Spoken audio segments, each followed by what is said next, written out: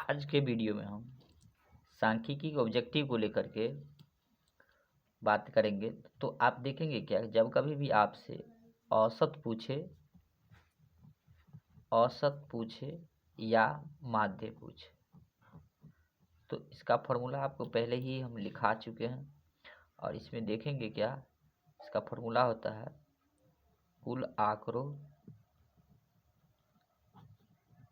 का योग बट्टा कुल आंकड़ों की संख्या। कुल आंकड़ों की संख्या। अब यहाँ पर आपको हम कुछ आंकड़ा दे करके देते हैं।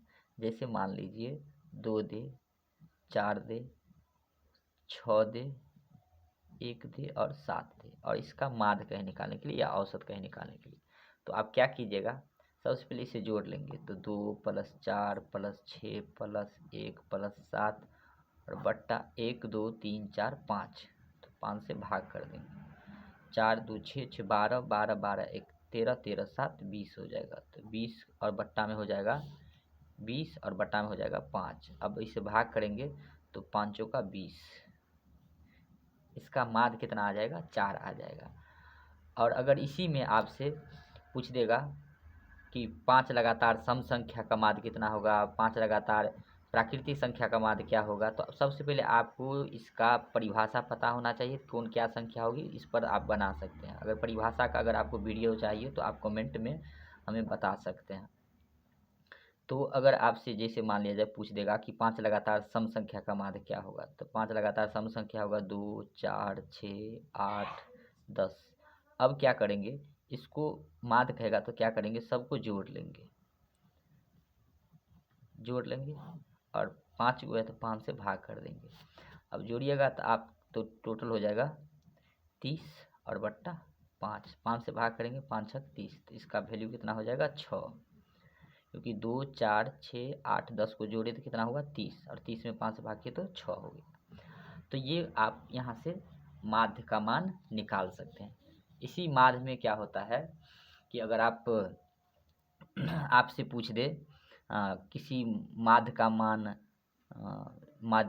दिया हुआ है 10 और 3 5 6 x में से x का मान क्या होगा, इस तरह का अगर रहे तो माध्य के जो सूत्र रहता है उस माध्य की जगह पर वो वैल्यू डाल देंगे और उसके बाद टोटल संख्या को जोड़ के बट्टा में वो संख्या डाल के और क्रॉस मल्टीप्लिकेशन कर दीजिएगा तो वो वैल्यू निकल जाएगा। अब बारी आती है माध्यिका का। तो माध्यिका को सबसे पहले नंबर आप आरोही या अवरोही क्रम में सजाएंगे। तो ये भी ऑब्जेक्टिव पूछ जाता है कि आरोही या अवरोही क्रम में किसे सजाया जाता है। तो माध्यिका को जैसे मान लीजिए माध्यिका अगर आपसे पूछ दे निकालने के लिए, तो अब यहाँ देखिए जैसे 3 है, 5 है, 8 है, 6 है और 4 है। अगर इसका माध्यिका कहेगा निकालने के लिए तो आप क्या कीजिएगा, माध्यिका के लिए सबसे पहले इसे सजाएंगे। सजा कर लिखने के लिए पहले 3 आएगा, तब 4 लिखेंगे, तब 5 लिखेंगे, तब 6 लिखेंगे और तब 8 लिखेंगे आरोही अवरोही क्रम में। फिर क्या होता है, अब इधर से एक छांटे, एक इधर से छांटे, एक इधर से छांटे, एक इधर से छांटे, तो बीच में क्या आ गया 5। तो यही 5 इसका माध्यिका हो जाएगा। तो माध्यिका का मान कितना हो जाएगा, 5। अब कभी कभी ऐसा भी होता है कि 2 संख्या बीच में आ जाएगा, तो 2 संख्या बीच में आ जाएगा तो उसका वैल्यू कैसे निकालेंगे। जैसे मान लीजिए क्वेश्चन हम दे करके समझाते हैं। जैसे 3 दे दिया, 4 दे दिया, 5 दे दिया, 7 दे दिया, 8 दे दिया और 19 दे दिया। अब इसका माध्यिका कैसे निकालिएगा, तो सबसे पहले हम इसे सजा लेंगे। तो देख सकते हैं कि आप ये सजा हुआ खुद है, तो सजा है तो इसे सजाने की ज़रूरत नहीं है। अब छांटिए इधर से, एक इधर से छांटे, एक इधर से छांटे, एक इधर से छांटे, एक इधर से छांटे। अब 2 संख्या बीच में आया 5 और 7, तो 5 और 7 दोनों को जोड़ लेंगे और 2 से भाग कर देंगे। तो 5 और 7 को जोड़ेंगे तो ये हो जाएगा 12 और 2 से भाग करेंगे तो हो जाएगा 6। तो इसका आंसर कितना हो जाएगा, 6 इसका आंसर हो जाएगा माध्यिका। तो ये अब यहाँ से अगर आपसे इसी में अगर कभी कभी होता क्या है कि आपसे बहुलक पूछ ले, तो बहुलक अगर पूछता है तो बहुलक कैसे आप बनाएंगे। तो बहुलक बनाने के लिए क्या किया जाता है, अब इसमें देखेंगे क्या कि सबसे पहले बार बहुलक बनाने के लिए इसमें करते हैं क्या है, महत्तम मान वाला जो महत्तम मान होता है, जैसे मान लिया जाए यहाँ पर आपसे अगर क्वेश्चन दे, जैसे दे दिया 2 दे दिया, 5 दे दे, 4 दे दे, 2 दे दे, फिर 9 दे, फिर 6 दे, फिर 2 दे, फिर 3 दे, फिर 2 दे दे। अब यहाँ पर आप देखेंगे इसमें 2 कितना बार है, 1 2 3 4 बार, तो 2 है इसमें 4 बार, और 5 देखिएगा तो इसमें 1 ही बार है, 4 देखिएगा तो 1 ही बार है, 9 कितना बार है, 1 ही बार है, 6 कितना बार है, 1 ही बार है, लेकिन 2 ही है जो सबसे ज़्यादा बार आया है, तो इसका बहुलक जो हो जाएगा वह 2 हो जाएगा। बहुलक कितना हो जाएगा, 2 हो जाएगा। एक और हम उदाहरण दे करके आपको समझा देते हैं, जैसे 6 दे दे, 8 दे दे, 20 दे दे, 6 दे दे, और 4 दे दे, और 6 दे दे। अब देखिए आप इसमें सबसे ज़्यादा बार क्या है, तो 1 2 3, 6 जो है 3 बार है, 8 1 बार है, 20 1 बार है, लेकिन 6 जो है 3 बार है, तो बहुलक इसमें कितना हो जाएगा, 6 इसका बहुलक हो जाएगा आंसर। तो 10th के ऑब्जेक्टिव में ये सब प्रश्न पूछता है। अब आपसे अगर किसी क्वेश्चन में 10th में ही अगर आपसे पूछे परिसर निकालने के लिए, परिसर कैसे निकालेंगे, इसका फॉर्मूला होता है बड़ी संख्या माइनस छोटी संख्या।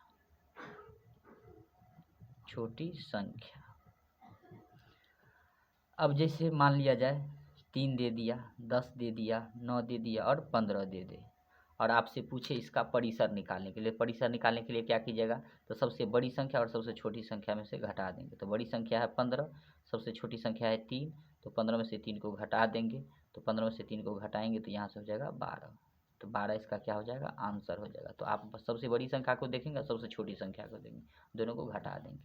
अब इसी में आपसे अगर पूछ दे वर्ग चिन्ह कैसे निकालेंगे, तो वर्ग चिन्ह का फॉर्मूला होता है ऊपरी सीमा प्लस निम्न सीमा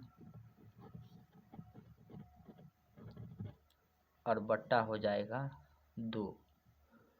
तो ऊपरी सीमा मान लीजिए एक 10 और 20 है, अब इसमें से आपसे पूछेगा वर्ग चिन्ह तो क्या करेंगे, 10 और 20 दोनों को जोड़ देंगे और 2 से भाग कर देंगे, तो 20 और 10 हो जाएगा 30, और 30 में 2 से भाग करेंगे तो हो जाएगा कितना, 15।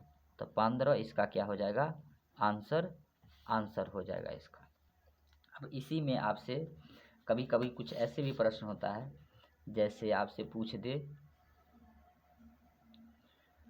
बहुलक निकालने के लिए, तो एक बहुलक का फॉर्मूला होता है, बहुलक बराबर 3 माध्यिका माइनस 2 माध्य। अब जैसे मान लिया जाए माध्यिका का मान आपसे दे दे, माध्यिका का मान दिया हुआ रहे 10, और माध्य का मान चाहे समांतर माध्य दे दे, समांतर माध्य का मान दे दे 5, और तब आपसे बहुलक कहे निकालने के लिए, तो आप क्या कीजिएगा, 3 है तो 3, माध्यिका का मान दिया हुआ है 10, माध्यिका रहे चाहे माध्यक रहे वही हुआ, और माध्यक का मान दिया हुआ है 10, तो 10 माइनस है तो माइनस, 2 है तो 2, और माध्य का मान कितना दिया हुआ है 5, तो 5, तो 10 दिया 30 और माइनस 5 दूना 10। अब इसे आप घटा दीजिएगा तो 30 में से 10 जाएगा तो 20 इसका आंसर हो जाएगा। तो इसमें यहाँ जरूरी नहीं है कि आपसे बहुलक ही पूछे, माध्यिका का भी पूछ सकता है, माध्य का भी पूछ सकता है, यानी बहुलक माध्यिका और माध्य में से किसी 2 का वैल्यू दिया हुआ रहेगा और किसी एक का वैल्यू निकालना रहेगा, तो जिसका वैल्यू सबका दिया है वो डाल दीजिए और किसी एक का वैल्यू निकाल लीजिए, और यहाँ से आप माध्यिका बहुलक भी आसानी से ऑब्जेक्टिव निकाल सकते हैं। तो आशा करते हैं कि ये वीडियो आपको पसंद आया होगा, समझ में आया होगा। अगर इसमें किसी भी प्रकार की प्रॉब्लम होता है तो आप कमेंट करके हमसे पूछ सकते हैं, और इसका 5 नंबर वाला जो दीर्घोत्तरीय प्रश्न पूछता है या 2 नंबर में, हम वो अगले वीडियो में डाल देंगे। तब तक के लिए जय हिंद, जय भारत।